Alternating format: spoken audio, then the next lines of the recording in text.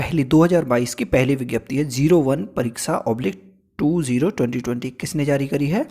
ये जारी करी है उत्तर प्रदेश अधीनस्थ सेवा चयन आयोग, जिसको हम UPSSC के नाम से भी जानते हैं। उसने जारी करी है राजस्व लेखपाल मुख्य परीक्षा की विज्ञप्ति जारी करी है। ये इसमें क्या है, सबसे पहले ऑनलाइन आवेदन शुल्क जमा करना प्रारंभ होने की तिथि, यानी कि शुल्क जमा कितना होगा वो बात की बात है। पहले देखो इसकी तिथि कौन सी, ऑनलाइन शुल्क जमा करने की तिथि 7/1/2022 से स्टार्ट हो जाएगी। ऑनलाइन आवेदन शुल्क जमा आवेदन सबमिट करने की अंतिम तिथि है 28/1/2022। ये दोनों डेट आप नोट कर लीजिए।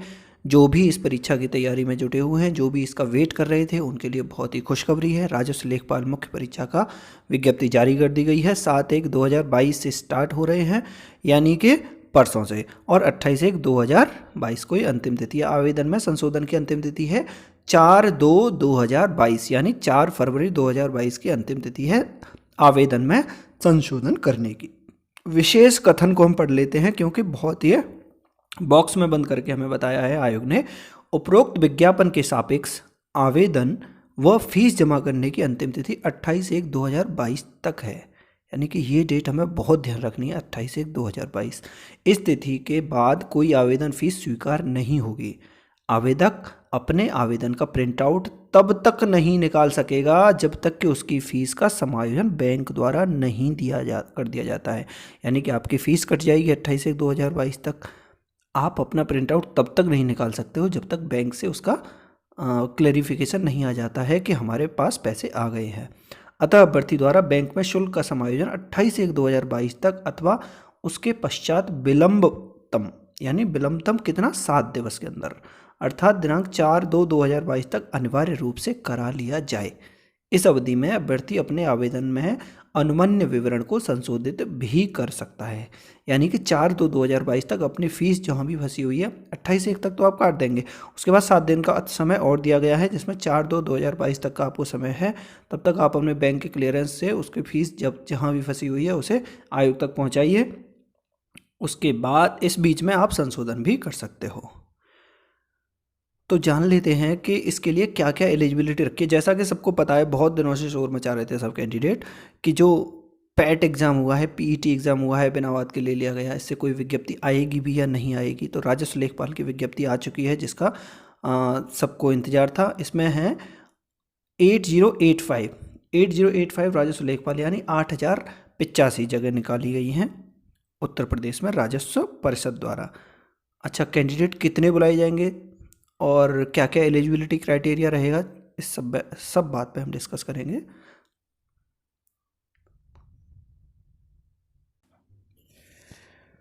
जगह तो 8085 हैं, 8085, और बुलाएगा कितना ठाकुर बुलाने के चांस है हमारे, उन्होंने जैसे पहले डिस्कस किया था, पहले एक विज्ञप्ति निकाली थी कि हम 15 गुना लगभग कैंडिडेट्स को कॉल करेंगे, यानी शॉर्ट लिस्ट करेंगे। 15 गुना कितना होता है 8085 का, चलिए कैलकुलेटर से देख लेते हैं। 8085 मल्टीप्लाइड बाई 15, तो ये हो रहा है 121,275, 1,21,275 कैंडिडेट। अच्छा, 1,21,275 कैंडिडेट कितने परसेंटाइल तक हो जाएंगे, किसी को नहीं पता। कितने लोगों को शॉर्ट लिस्ट किया जाएगा, 1,21,000 के लगभग बच्चों को शॉर्ट लिस्ट किया जाएगा। परसेंटाइल जिसमें आई थी, जैसे हमने पैट का स्कोर देखा था, उसके स्कोर के हिसाब से बुलाएंगे। स्कोर कार्ड में क्या क्या दिया था, रॉ मार्क्स दिए थे, नॉर्मलाइज मार्क्स थे और परसेंटाइल थे। तो सवाल उठता है कि कितने परसेंटाइल तक कॉल आ सकता है हमारा, कितने परसेंटाइल तक शॉर्ट लिस्ट किए जा सकते हैं। तो बता दें, अभी तक किसी को नहीं पता है कि कितने परसेंटाइल तक के ये लोग बुलाए जाएंगे, क्योंकि जो फॉर्म भरवाने के लिए एलिजिबल हैं, आगे दिया गया है कौन कौन फॉर्म भर सकता है। जिन्होंने भी पैट यानी जो प्रारंभिक अर्हता परीक्षा 2021 हुई थी, जो भी सम्मिलित विद्यार्थी थे वो सारे भर सकते हैं। सम्मिलित विद्यार्थी एवं आयोग द्वारा स्कोर कार्ड, यानी वैध संख्यात्मक स्कोर के साथ जो जारी किया गया था, वो सारे लोग भर सकते हैं। एक्सेप्शनल क्या है, अंडर इन्वेस्टिगेशन जो बच्चे थे या फिर जो औपबंधिक यानी प्रोविजनल श्रेणी में जो आए थे, उनको भी भरने का मौका दिया गया है। लेकिन शॉर्टलिस्ट होंगे या नहीं, ये बोर्ड तय करेगा। पहले पॉइंट पे क्या दे रखा है, ऑनलाइन आवेदन करने वाले अभ्यर्थियों के लिए आवश्यक सूचना। क्या सूचना है, सबसे पहले बताया कि ऑनलाइन फॉर्म होंगे, upSSC.gov.in के माध्यम से इनका फॉर्म भरा जाएगा।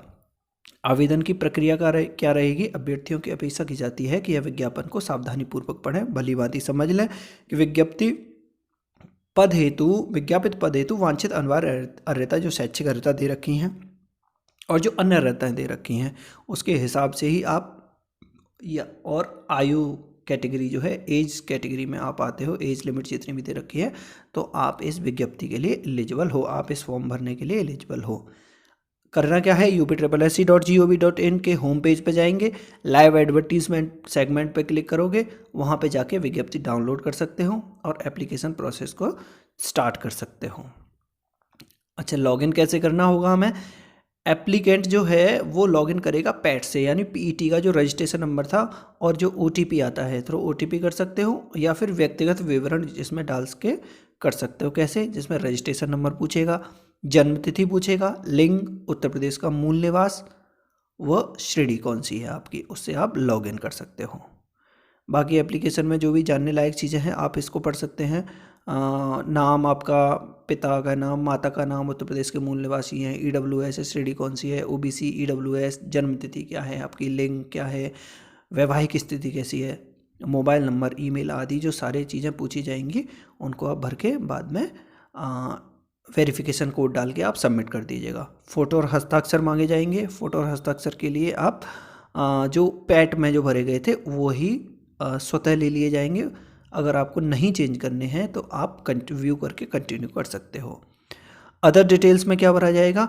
इस भाग में अभ्यर्थी को अधिमानी अर्हता यदि कोई उसके पास है तो अधिमानी अर्हता भर सकता है, यस और नो का विकल्प चुना जाएगा। इसके उपरांत क्या होगा? एक डिक्लेरेशन आएगा, डिक्लेरेशन में आप उसे डिक्लेरेशन पे चेक बॉक्स पे क्लिक करके आगे बढ़ सकते हैं। वेब पेज के निचले हिस्से में अभ्यर्थी द्वारा की जाने वाली घोषणा का प्रारूप प्रदर्शित होगा। अभ्यर्थी से यह अपेक्षा है कि घोषणा पत्र की अंतर वस्तु व ध्यानपूर्वक अध्ययन कर लें तथा यदि घोषणा पत्र में सहमत हो सभी बिंदुओं पर टिक करते हुए नीचे दिए गए वेरिफिकेशन कोड को दर्ज कर सेव एंड प्रोसीड कर दें। अगर सेव एंड प्रोसीड या टिक नहीं करोगे तो वो सेव एंड प्रोसीड नहीं होगा। उसके बाद आप जाओगे proceed to payment fees and final submission. उसके बाद आप फीस जमा करोगे और फाइनल सबमिशन पे चले जाओगे। फीस जो शुल्क है जमा करने का आवेदन पत्र के अंतिम रूप से सबमिट करना, यानी fee deposition and final submission of application.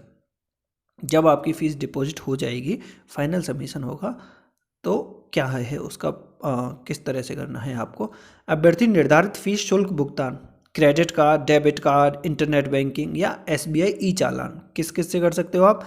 Credit card से कर सकते हो, डेबिट कार्ड से कर सकते हो, या अपनी इंटरनेट बैंकिंग से कर सकते हो, या एसबीआई का ई चालान लेके आप बैंक में जाके जमा भी कर सकते हैं।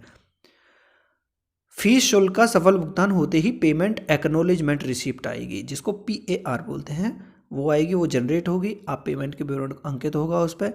इस पर नीचे की ओर बाईं तरफ प्रिंट या दाहिनी तरफ proceed to download and print the application form का बटन आएगा। आप उसका बटन दबा के प्रिंट कर सकते हैं। अभ्यर्थी proceed to download and print the application form को क्लिक कर अपना फॉर्म अंतिम रूप से सबमिट कर सकता है तथा उसका एक प्रिंट आउट भी ले सकता है। आप क्या करेंगे? आप उसको जब फीस आपकी कट जाएगी तो आप अपना एप्लीकेशन फॉर्म डाउनलोड कर सकते हो। ई चालान के माध्यम से फीस शुल्क भुगतान करना है आपको तो एसबीआई ई चालान डाउनलोड होगा। आप एसबीआई की किसी भी शाखा में जाकर निर्धारित फीस जो होगी उसको आप जाके जमा कर सकते हो। एप्लीकेंट सेगमेंट के अंदर अपडेट योर ट्रांजैक्शन आईडी आएगा बाय डबल वेरिफिकेशन मोड। वहाँ से जो ट्रांजैक्शन आईडी मिलेगी उसको आप उसमें डाल के तुरंत फॉर्म का अगला भाग पूर्ण कर सकते हो। यदि किसी कारण से अभ्यर्थी निर्धारित फीस शुल्क भुगतान तत्काल नहीं कर पाता है, वह फीस शुल्क जमा करने की अवधि के मुख्य पृष्ठ पर एप्लीकेंट सेगमेंट के अंतर्गत दिए गए फी डिपोजिशन पर क्लिक करेगा। Credit card, debit card, internet banking, जो एसबीआई ई चालान है उसके माध्यम से आप वेबसाइट के दिए गए निर्देशों के पालन करते हुए निर्धारित फीस शुल्क का भुगतान कर सकते हैं।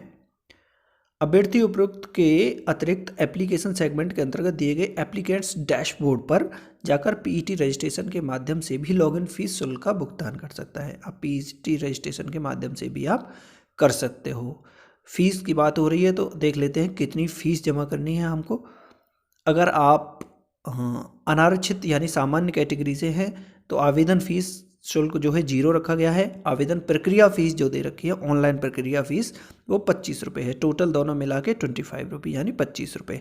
आप अगर अन्य पिछड़ा वर्ग से हो तब भी आपको 25 रुपये देने हैं, अनुसूचित जाति से हो तब भी आपको 25 रुपये, अनुसूचित जनजाति से हो आप, जो कि एसटी कैटेगरी होता है, तब भी आपको 25 रुपीज़ पे करना है। अगर आप विकलांग हो, हैंडीकैप्ड हैं, तब भी आपको 25 रुपये ही जमा करने हैं। स्वतंत्रता संग्राम सेनानी के आश्रित भूतपूर्व सैनिकों एवं महिला अभ्यर्थियों का क्रमांक 1 से लेकर 4 तक उल्लिखित उनकी मूल श्रेणी के अनुसार फीस शुल्क देय होगा। यानी अगर आप स्वतंत्रता संग्राम सेनानी भी हैं या फिर आप भूतपूर्व सैनिक भी हैं या फिर महिला अभ्यर्थी हैं, तो जो अनारक्षित, ओबीसी, अनुसूचित जाति, अनुसूचित जनजाति कैटेगरी में जो भी दे रखा है, आपका फीस उतना ही जमा होना है। अभ्यर्थियों के लिए यह ध्यान देने योग्य बात है कि निर्धारित फीस शुल्क का भुगतान credit card, debit card, internet banking, SBI e challan के माध्यम से ही किया जा सकता है। अन्य किसी माध्यम से निर्धारित फीस शुल्क का भुगतान नहीं किया जा सकता। अभ्यर्थियों का आवेदन तब तक अधूरा रहेगा जब तक कि उनके द्वारा फीस शुल्क भुगतान की कार्यवाही पूर्ण नहीं की जाए। यानी कि जब तक आपकी फीस जमा नहीं होगी तब तक आवेदन को अधूरा माना जाएगा। ये देखिए कुछ अंडरलाइन करके उन्होंने बताया है। मुख्य परीक्षा हेतु परीक्षा फीस ऑब्लिक शुल्क का भुगतान केवल मुख्य परीक्षा हेतु शॉर्ट लिस्ट किए गए अभ्यर्थियों द्वारा ही अलग से किया जाना होगा।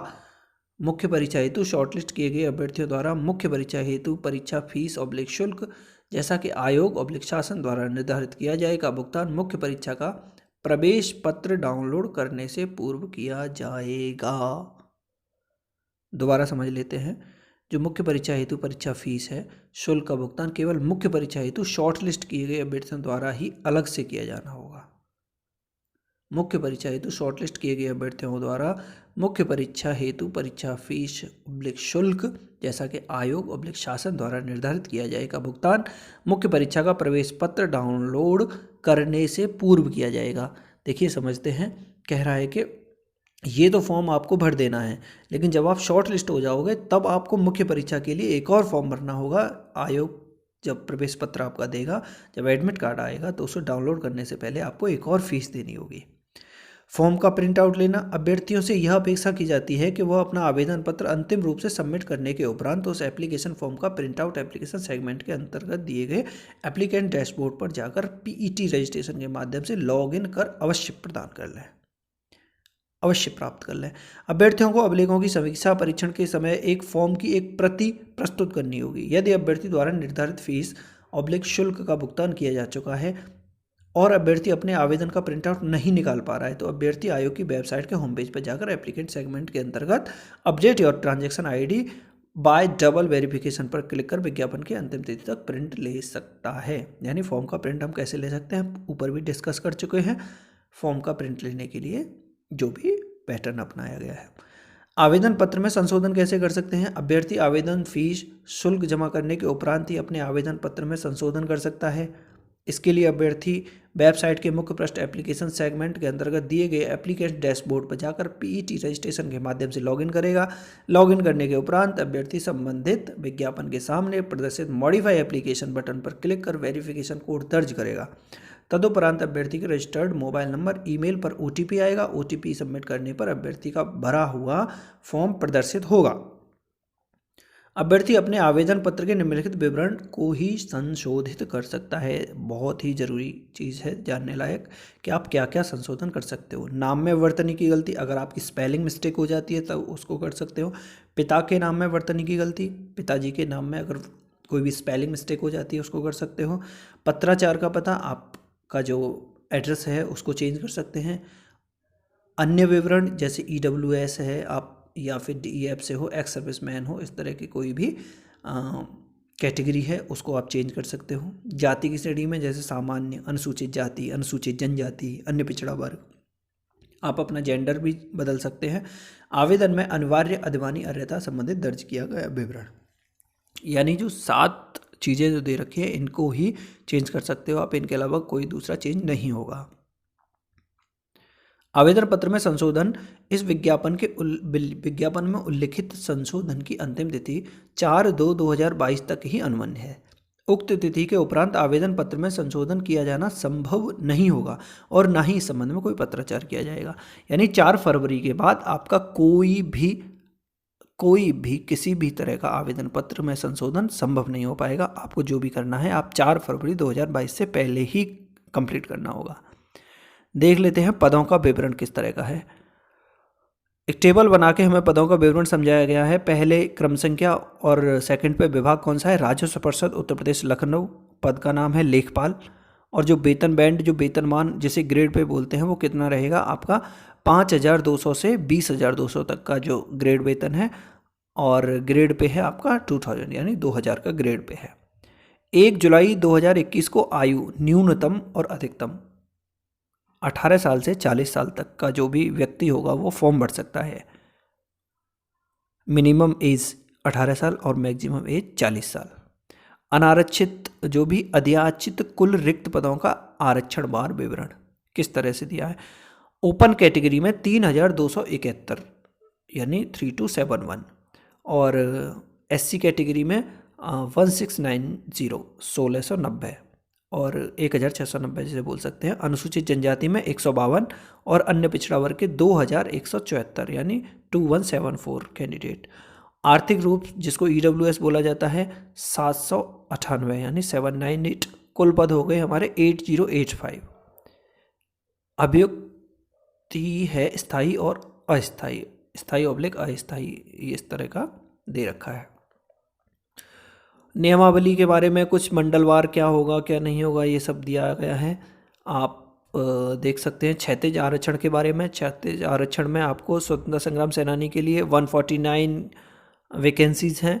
दृष्टिहीनता एवं कम दृष्टिहीनता वालों के लिए कोई भी जगह नहीं है। बाधिर और श्रवण शक्ति में ह्रास जिसके है उसके लिए 102 वैकेंसी हैं।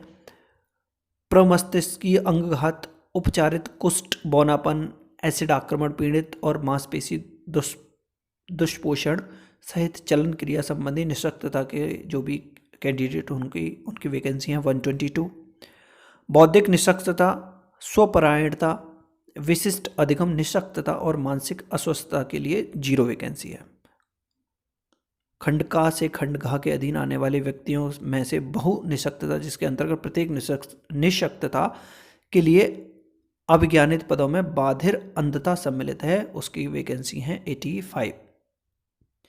महिलाओं के लिए 1604, सैन्य वियोजित भूतपूर्व सैनिकों के लिए 387 यानी महिलाओं के लिए अलग से 1604 आरक्षित पद रखे गए हैं। सैन्य नियोजित भूतपूर्व सैनिकों के लिए 387 यानी स्वतंत्रता संग्राम सेनानी के लिए 149 और भूतपूर्व सैनिक जो एक्स सर्विसमैन होते हैं उनके लिए 387 वैकेंसी है।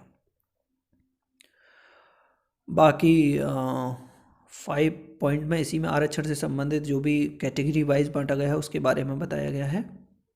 आगे देख लेते हैं अनिवार्य अर्हता यानी क्या जरूरी है, जो होना ही चाहिए आपके पास। राजस्व परिषद यानी जो लेखपाल का पद है उसके लिए आपकी अनिवार्य अर्हता है अभ्यर्थी को माध्यमिक शिक्षा परिषद उत्तर प्रदेश की इंटरमीडिएट परीक्षा या सरकार द्वारा इसके समकक्ष मान्यता प्राप्त कोई अन्य परीक्षा उत्तीर्ण होना आवश्यक है। यानी कि आप अगर 12th पास हैं तो आप इस फॉर्म को भर सकते हैं। अधिमानी अर्हता, अन्य बातों के समान होने पर ऐसी अभ्यर्थी को सीधी भर्ती मामले में अधिमान दिया जाएगा। पहला, प्रादेशिक सेना में न्यूनतम 2 वर्ष की अवधि तक सेवा की हो या फिर राष्ट्रीय कैडेट कोर का B प्रमाण पत्र आपके पास हो। आयु सीमा में छूट की अगर बात करें या आयु सीमा जो दे रखी है, जो भी पद दे रखे हैं उनके लिए 1 जुलाई को 18 वर्ष की आयु प्राप्त कर ली हो। उत्तर प्रदेश सेवा में भर्ती जो 10वां संशोधन 2012 के अनुसार अधिकतम आयु सीमा 40 वर्ष की होगी। उत्तर प्रदेश में अनुसूचित जाति, अनुसूचित जनजाति, अन्य पिछड़ा वर्ग और ऐसी अन्य श्रेणी के अभ्यर्थी दशा में उच्चतर आयु सीमा उतने वर्ष अधिक होगी जितनी सरकार द्वारा विनिर्दिष्ट होगी। शासनादेश 28/11/1985 के अनुसार वर्गीकृत खेलों में कुशल खिलाड़ियों की अधिकतम आयु सीमा 5 वर्ष की छूट है। भूतपूर्व सैनिकों के लिए अधिकतम आयु सीमा 3 वर्ष की छूट इस शर्त के साथ अमान्य होगी उनकी संपूर्ण सेवा अवधि को उनकी वास्तविक आयु में से घटाकर परिणाम स्वरूप शेष आयु निर्धारित आयु से 3 वर्ष से अधिक ना हो। आवेदन की अंतिम तिथि तक सेना के कार्यमुक्त होना अनिवार्य होगा।